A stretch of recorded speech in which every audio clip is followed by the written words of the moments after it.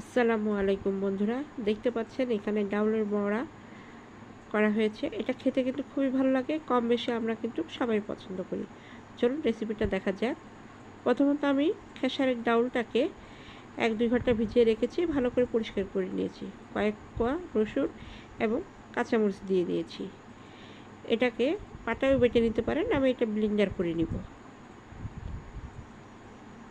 দেখতে পাচ্ছেন ব্লেন্ডার বেশ ভালোভাবে হয়ে গিয়েছে। এইখানে লবণ, সামান্য হলুদ, জিরা, ধনিয়ার গুঁড়া দিয়ে এটা মাখিয়ে নেবেন। পেঁয়াজ এখানে আমি প্রায় 2-3টা মতন কুচিয়ে নিয়েছি।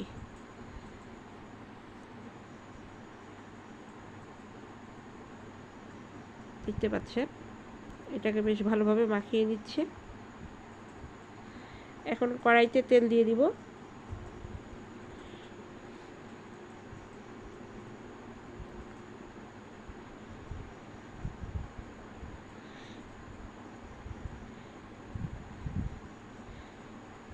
এটাকে গোল শেপ দিয়ে একটু পাতলা করে দিতে হবে।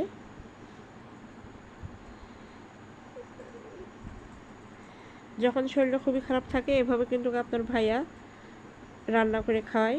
আজও শরীরটা ভালো নেই বলে রান্না করতে পারিনি, তাই আপনাদের ভাইয়া আমাকে রান্না করে খাওয়াচ্ছে। মাঝে মধ্যে কিন্তু সে রান্না করে।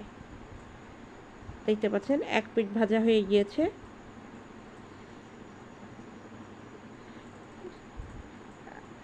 বেশ খুব সাবধানতার সাথে এটা উল্টে দিতে হবে যাতে ভেঙে না যায়।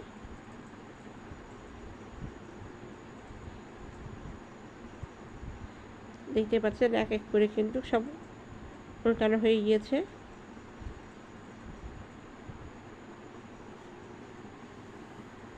দুই পাশে কিন্তু হয়ে গিয়েছে, এখন এক এক করে তুলে নিচ্ছে।